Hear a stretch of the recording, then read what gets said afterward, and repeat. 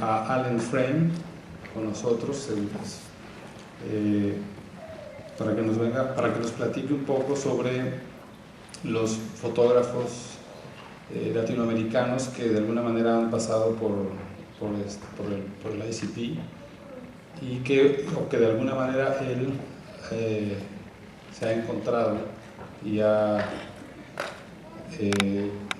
o él los ha tocado en la cuestión de la educación fuera del país.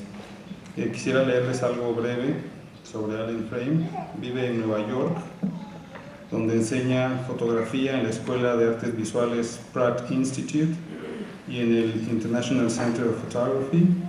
Ha dado talleres de fotografía en la Ciudad de México, en Oaxaca y en Rusia. Su libro The Tour,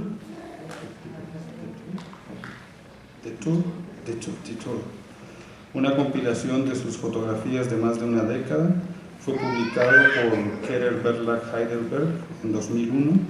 Es representado por Peterman Gallery en Nueva York, donde tuvo una exposición individual en 2009. Su trabajo ha sido incluido en exposiciones recientemente en el Baltimore Museum of Art y en el Fotomuseum en Winterthur, en Suiza, o Winterthur. Ha sido curador de numerosas exposiciones, incluida Darrell Ellis en 1996, in This Place in Art in General en 2004, Behrens en The Female Figure en PS 122 Gallery en 2006 y Anatomy, Persona and the Moment 70s en Experimental Photographs of Luigi Di Sarro en el Camera Club de Nueva York en 2010. Actualmente es el presidente del Board of the Camera Club de Nueva York. Con ustedes, Allen Frame.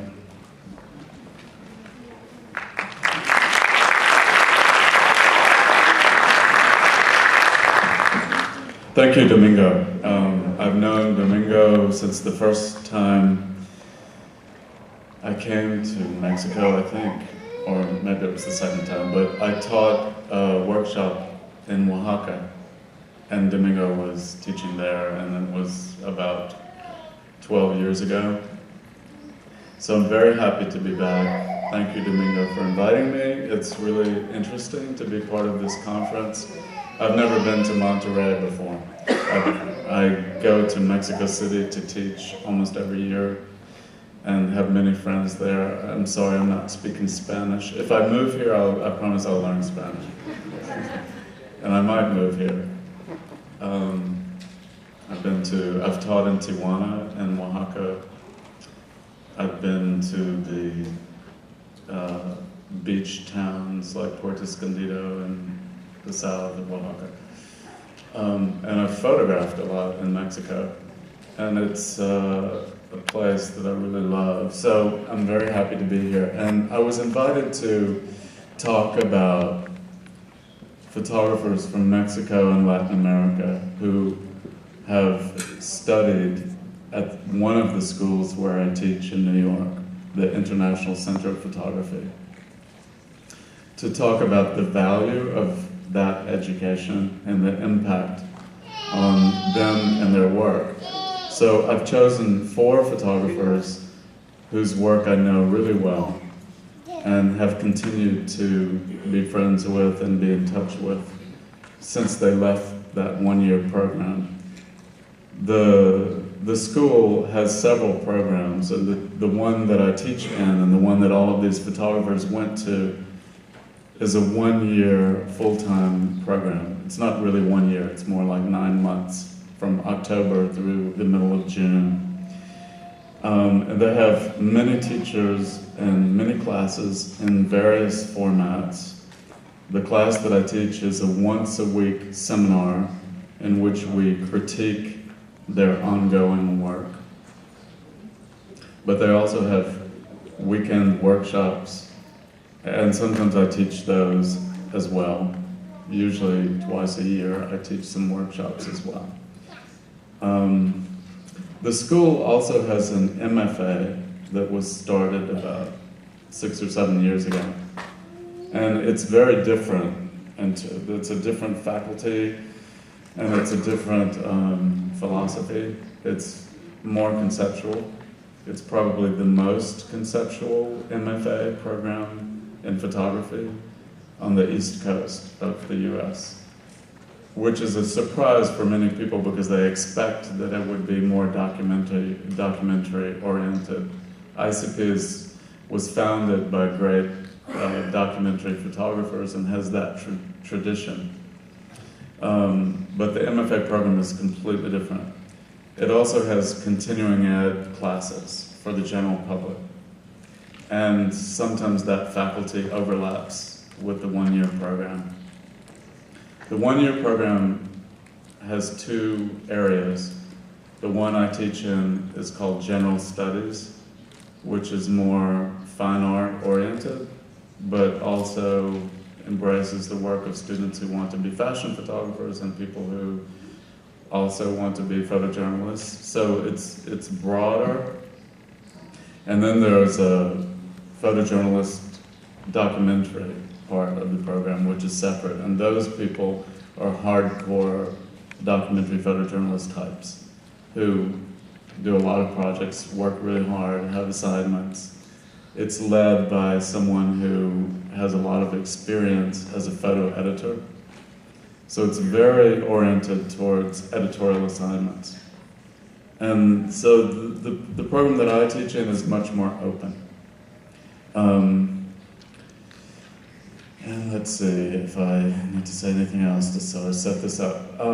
I started teaching in that program in 1994. And the class that year, now it's over twice as big. So it was a small group of people, about 20 students, I think. Very international. And as I was preparing this lecture, and I was thinking about the value of this particular education for these photographers, I realized it's not so much an American thing, it's a New York thing. But even within New York, compared to the other schools where I teach, it's a very international program. And at this time, when I started teaching there in 94, 95, there were almost no American students because it was a non-degree program. And Americans wouldn't pay that money to come without getting a degree, so they were going instead to regular art colleges with degree programs. So ICP attracted almost exclusively international students who wanted to come and study with working photographers in this fast-paced, intensive program. And they hung out with other international students and created this community that was extremely cosmopolitan. So the Latin American photographers, made friends all over the world, and I think it's that perspective, having classes in that kind of cosmopolitan environment, that was important for them, not the fact that it was in the US particularly. And New York is an exception within the US anyway, but I also teach at the School of Visual Arts, which is almost exclusively American. So, to me, it's a huge difference between those two student bodies and what you learn. The ICP students also tended to be a little bit older. The average age would be about 25. So there's more maturity, there's more life experience, there's more readiness, maybe, which suits very well this intensive one-year program. So the first photographer that I want to talk about, Alex Morel. Let me just full screen and try to get this.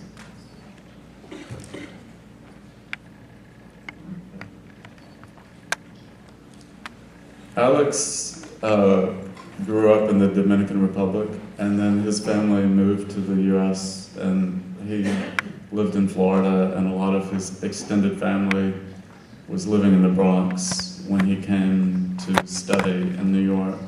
He was enrolled in a 4-year university in Queens called St. John's University. And they started an exchange program with ICP that allowed him to get credit for 1 full year at ICP as part of his 4-year program. And he was the first student from that school to do that, and now typically we have 10 to 15 students a year from that university who are doing this exchange within the city. Those students, because they're undergraduates, tend to be 18 to 22, or I would say 20 to 22 years old. So they're also a little bit younger, and they don't have that life experience. But Alex, having come from another culture and another country, was bringing this other experience with him. And while he was a student, he was living with his aunt and uncle, sleeping on a sofa in the living room that he shared with a cousin in shifts. He was working for his uncle in a deli, and whatever the shift was, there was this cousin that was the other sleeper on that sofa. When he first started to photograph this subject of his extended family, this was one of the first pictures that he did that was on that subject, and this was him and his cousins in a hotel room, and I'm not even sure where this was. I think it was in Canada, in Toronto, not in New York. But I saw this picture, and I thought it was a really complex and beautiful composition, and I was excited by it, and it kind of told me something about his potential, and then we started to talk about the significance of family as a subject. And as I'm doing right now in my workshop here, I asked him and the other students to sketch images from their memory, including their recent memory, that were things that were important to them, but that were not things that they had already photographed. Because I see that as the photographs that you have already taken, they're stored in your mind as memory. And when you call on them and you think about what they are, they can tell you things about your subject matter, your style as a photographer before you've even become one. They're already there, and it's something that I think is important to reference and to pay attention to. And I remember that he drew this incredible drawing. He had a lot of skill. He had a background painting, and he really could draw well. And he drew this beautiful drawing of a family party where he was living in the Bronx. And it was really one of the best drawings that anyone's ever done in any of these exercises. But he hadn't made a photograph that good at this point, directly on that subject. And I encouraged him to. And I could see what it might be like from his drawing, but he couldn't access, or he couldn't work in that subject matter for months, because to step back and make a picture was to withdraw himself from the social space that was so meaningful for him to be participating in. He couldn't be at the party and be the photographer of the party. And if you've photographed an event like a wedding, then you know that that's true. If somebody asks you to take their wedding pictures, then they're basically asking you not to be a guest, because you're going to have to step back and observe and think differently. And he was not ready to give up that connection to his family. And I thought of it as something like he wasn't ready to cut the umbilical cord back to, his roots. So the way that he managed to do that was, and I don't have the pictures here to show you, but he did